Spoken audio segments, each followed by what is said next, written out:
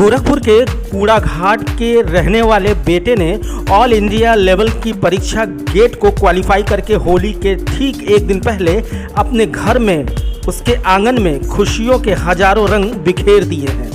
Amarkant Jaiswal gate की परीक्षा में 1.5 लाख अभ्यर्थियों में उसने 149वीं रैंक लेकर अपने माँ बाप की झोली में खुशियों के नए नजराने डाल दिए हैं। अमरकांत जायसवाल के पिता प्रहलाद जायसवाल गोरखपुर में ही LIC में कार्यरत हैं और मां गृहिणी हैं और बहन एक प्राइवेट बैंक में काम किया करती हैं। सुबह सुबह गेट का रिजल्ट आते ही परिवार में बधाई देने वालों का तांता लग गया।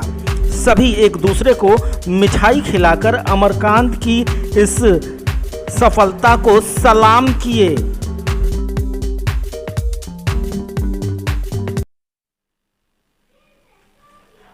नमस्कार, न्यूज़ वॉच 18 चैनल में सभी दर्शकों का बहुत बहुत स्वागत है। मैं हूं सोनय पांडे।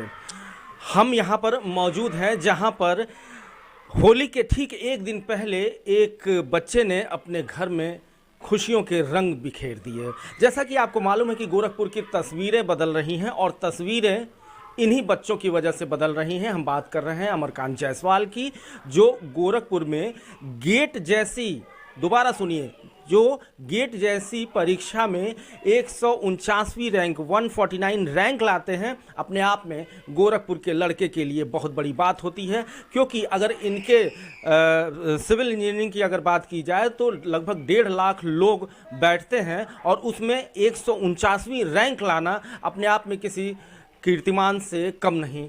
हम आज इनसे बात करेंगे और निश्चित रूप से आप इस इंटरव्यू से कहीं ना कहीं आप भी लाभान्वित हो, आप भी मोटिवेटेड हो। सबसे पहले तो न्यूज़ वॉच 18 चैनल की तरफ से आपको बहुत बहुत बधाई हो। बहुत बहुत धन्यवाद।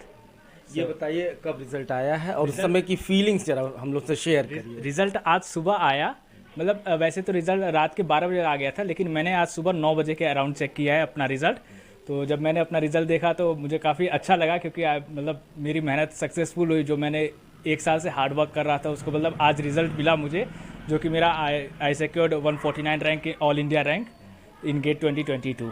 अमर, ये बताइए अपनी स्कूलिंग के बारे में ज़रा सा बताइए कि आप कैसे गोरखपुर से जुड़े और क्या क्या चीज़ें। मेरी स्कूलिंग मेनली नर्सरी टू 12 तक आर्मी पब्लिक स्कूल गोरखपुर में हुई है, जिसमें मैंने 10th में 9 CGPA स्कोर किया और 12th में मेरा 85.8% रहा। उसके बाद मैंने बीटेक किया और मास्टर्स मैंने IIT बॉम्बे से किया। मास्टर्स के बाद मैंने सेल्फ प्रिपरेशन की है मेनली, जो कि मैंने गेट के लिए प्रिपेयर किया और 2021 में 988 रैंक आया, 591 रैंक आया था मेरा।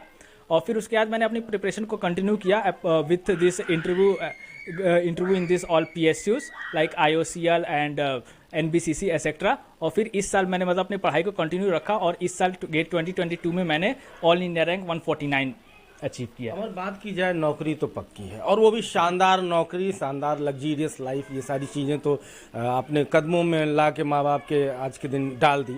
लेकिन अगर बात की जाए युवाओं की, तो इंजीनियरिंग क्षेत्र में अब थोड़ा सा युवा घबरा रहे हैं, थोड़ा सा उनको फियर हो रहा है कि यार कहीं बेरोजगार ना हो जाए। कई मैंने बीटेक वालों को देखा कि वो BEd करने जा रहे हैं और किए भी हैं, तो उनको आप क्या कहेंगे? जी देखिए, सबसे पहले तो बेरोजगारी का वो मुद्दा अलग है, लेकिन अगर हम अपनी तरफ से कोशिश करते रहें तो हमें सक्सेस जरूर मिलती है। जैसे अपॉर्चुनिटी मानता हूँ कम है, लेकिन अपॉर्चुनिटी है, बस ज़रूरत हमें ये है कि हम सही राइट टाइम पे सेल्फ कॉन्फिडेंस के साथ, कंटिन्यूटी के साथ अपनी तैयारी को बरकरार रखें। क्योंकि एक मेन बहुत फेमस लाइन भी है, no risk no gain. Without risk आप कभी लाइफ में कुछ अचीव नहीं कर सकते हैं, तो आपको रिस्क तो लेना पड़ेगा कि if you want to be successful in life, what you want to achieve in your life, you have to do a hard work. There is no shortcut, you have to do your hard work, you have to plan better, you have to plan the things, how you can do it, what are the in better way you can improve it. You have to judge yourself. Many times you also got got scared from inside that I can't do anything or if I can fail. So this is a normal question. Everyone have this question came everyone's mind that what if I got fail. But don't think about this. Only you have to do focus on your studies. Just be patient and have self confidence. Using this you can achieve anything in your life. हमारी सबसे बड़ी बात ये हो जाती है कि आखिर इतनी बड़ी सफलता हाथ लगी, लेकिन अगर बात की जाए तो अब अधिकतर क्लासेस ऑफलाइन चल रही थी।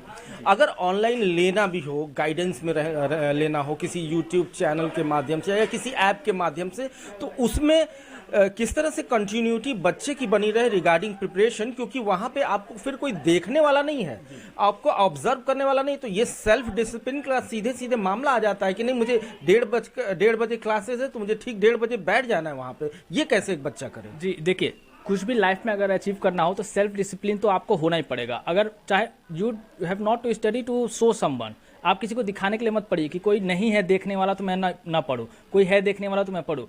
It's a self motivated thing. आपको सेल्फ मोटिवेटेड होना पड़ेगा कि if I have to achieve anything, मुझे अगर लाइफ में कुछ अचीव करना है तो I have to do work. तो उसके अकॉर्डिंग आप अपने self discipline is very important, और अपने अंदर आपको वो सेल्फ डिसिप्लिन लानी पड़ेगी अगर आपको कुछ भी अचीव करनी है तो हाँ, अगर ऑनलाइन क्लासेस की बात की जाए तो ऑनलाइन क्लासेस के प्रॉफिट भी हैं और लॉस दोनों हैं।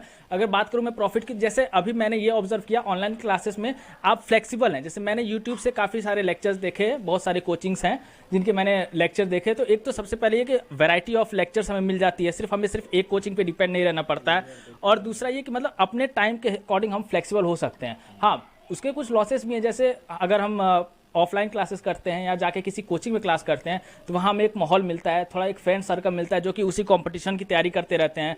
तो अगर हम डिमोटिवेट होते हैं तो हमें वो थोड़ा मोटिवेट करते हैं, उनको वो पढ़ रहे हैं तो उनको देख के हम मोटिवेट होते हैं, या हम पढ़ रहे हैं तो हमें देख के वो मोटिवेट होते हैं। ये चीज़ें थोड़ा सा लैग तो हम कर रहे हैं, बट कोई नहीं, ये ऑनलाइन क्लासेस भी मेरे ख्याल से काफ़ी बेहतर है जो हमें फ्लेक्सिबिलिटी प्रोवाइड कर रहा है। बस हमें करना ये है कि हमें कॉन्टिन्यूटी के साथ, फोकस के साथ उस शेड्यूल को फॉलो करना है जो हम फॉलो कर रहे हैं। अंतिम सवाल मेरा अमर आपसे ये है कि जिस तरह से सिविल सर्विसेज के लिए सबसे बड़ी संस्थान यूपीएससी माना जाता है, वैसे इंजीनियरिंग के लिए ये किसी यूपीएससी से कम नहीं है और गेट क्वालिफाई करना, क्या अमन ने अपना एक्स फैक्टर पा लिया है या फिर इसके बाद कहीं और होंगे वो?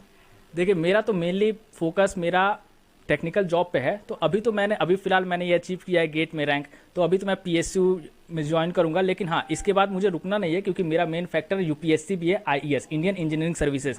जैसे यूपीएससी एक आईएएस कराता है वैसे आईईएस का भी एग्जाम है, तो मेरा मतलब मेन फोकस वही है आईईएस। इसके बाद मैं रुकूंगा नहीं, मतलब इसके बाद आईईएस की भी प्रिपरेशन अपनी जारी रखूंगा। तो निश्चित रूप से रुकना भी नहीं चाहिए, लेकिन आखिर किसने नहीं रुकने दिया अमर के सपनों को, उसकी उड़ानों को? वो भी हमारे साथ हैं अमर की माता जी। हम ज़्यादा नहीं आपसे बात करेंगे चूँकि बहुत भावुक पल है, बड़ी बात है। आप ये बताइए, जब बच्चा पढ़ता था तो कहीं ना कहीं कुछ लगता था कि यार कहाँ तक जाएगा और कैसे क्या करेगा? बताइए, कुछ भी बोलिए आप। हम वही बोल रहे थे इसको कि मतलब जैसे करता रहे अपना तैयारी, और खाने पीने में भी अपना सब ध्यान देते थे। हाँ, बस ये सब मम्मी का भरोसा था कि मतलब हाँ, ये हमारा कुछ ना कुछ भरोसा था। बन जाएगा। हाँ, हमारा एक ही 100%। संतान है, हाँ, एक ही संतान है आपकी। हाँ, हाँ, मतलब एक ही बेटा है आपका। हाँ, संतान तो है, हाँ। एक ही बेटा है, तो ये कुछ कर जाएगा और आज वो दिन आ गया। हाँ, आ गया। हमको बहुत खुशी है। नहीं, मुझे आपकी आंखों में दिखाई दे रहा है, चमक भी दिखाई दे रही है और खुशी के आंसू भी दिखाई दे रहे हैं। हम बात करते हैं अमन के पापा जी से कि आखिर किस तरह से एक बैकग्राउंड तैयार किया जाता है, पढ़ाई का एक माहौल तैयार किया जाता है। चूँकि बात हम गोरखपुर की कर रहे हैं, तो गोरखपुर में थोड़ा सा अब चीज़ें बदल रही हैं, लेकिन पहले ऐसे नहीं हुआ करती थी। तो ये बताइए कि आखिर किस तरह के सहयोग की ज़रूरत पड़ी और क्या क्या आपने मतलब किया? आराम से आप बैठ के बात करिए, कोई बात नहीं है। हाँ, मेन ये है कि ये मेरा बच्चा जो है शुरू से ही टैलेंट रहा है। आर्मी पब्लिक स्कूल में नर्सरी से लेकर इंटरमीडिएट तक जो है पढ़ा, और हाई स्कूल में भी अच्छा रैंक लाया 90% के करीब में, और इंटर में भी 85% नंबर लाया। और शुरू से ही मेधावी रहा है, जुझारू रहा है, टाइमली हर काम करता है अपना पढ़ाई का। उसके बाद जो है आईआईटी बॉम्बे में जब इसका एडमिशन हुआ तो बहुत अच्छा सुनहरा जो है हम लोग के लिए पल था कि आईआईटी बॉम्बे में जो है इसका एडमिशन हो गया। आईआईटी बॉम्बे में 2 साल पढ़ा। जनवरी 2020 में जो है कोविड की वजह से सभी हॉस्टल्स बंद कर दिए गए, और मार्च में इनका परीक्षा हुआ।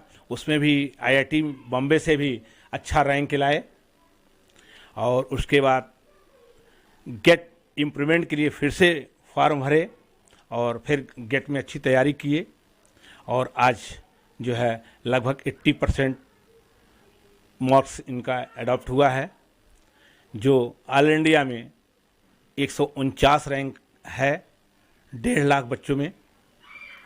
ये बहुत खुशी का पल है। नहीं, मैं वही जानना चाह रहा था कि चलिए आपके तो जो बैकग्राउंड थी, स्कूलिंग, सारी चीज़ें वो यहाँ से हो गई, लेकिन जो बच्चे ग्रामीण परिवेश के होते हैं कुछ ना कुछ कठिनाइयाँ जरूर होती हैं, लेकिन बात ये भी है कि अगर ठान ले तो वही ग्रामीण परिवेश का लड़का कहीं ना कहीं वो बड़े ऊंचे पदों पे जाता है। इस पे क्या कहना है आपको? नहीं, ये तो निश्चित है कि हमेशा जो सफलता हौसलों से मिलती है, जिसका हौसला ऊंचा रहेगा उसको एक न एक दिन सफलता मिलेगी, क्योंकि आदमी का जो है उसी तरह से एक्टिविटीज़ होती है। उसका लक्ष्य अगर निर्धारित कर लिया है तो उसको लक्ष्य मिलना है।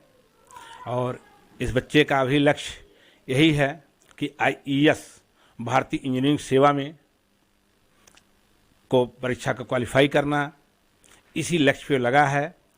उसी के परिप्रेक्ष्य में गेट की भी तैयारी चल रही इसकी, और इस गेट के थ्रू कई PSUs में इसके इंटरव्यू चल रहे हैं, जो इंटरव्यू दे चुके हैं और आने वाले समय में इंटरव्यू होने वाला है।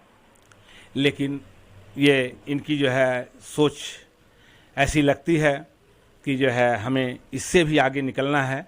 जो भारत की इंजीनियरिंग सेवा की सर्वोच्च जो है परीक्षाएं होती हैं उसमें क्वालिफाई करने का इनका विचार है, और उसी क्रम में ये अपना प्रयास जारी रखे हुए हैं और आने वाले समय में आपको खुशखबरी मिलने वाली है। इस तरह से जब ये डिमोटिवेट तो निश्चित कहीं ना कहीं इंसान होता है, हर इंसान होता है, अपने फील्ड में बहुत ज़्यादा महारत हासिल करने वाला भी कभी ना कभी डिमोटिवेट होता है।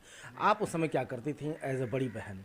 एज अ बड़ी बहन हमेशा मैं इसके सपोर्ट में रही हूँ कि तुम जो करोगे मुझे पता है कि तुम क्वालिफाई करोगे। हमेशा इसका सपोर्ट, जब भी इसका मोरल डाउन होता था हमेशा इसके मोरल को हाई करते थे कि यू कैन डू बेटर, तुम्हारे अंदर वो क्वालिटी है कि तुम एक अच्छा कर सकते हो, एंड ट्रस्ट मी तुम हमेशा मतलब बहुत अच्छा रैंक आएगा।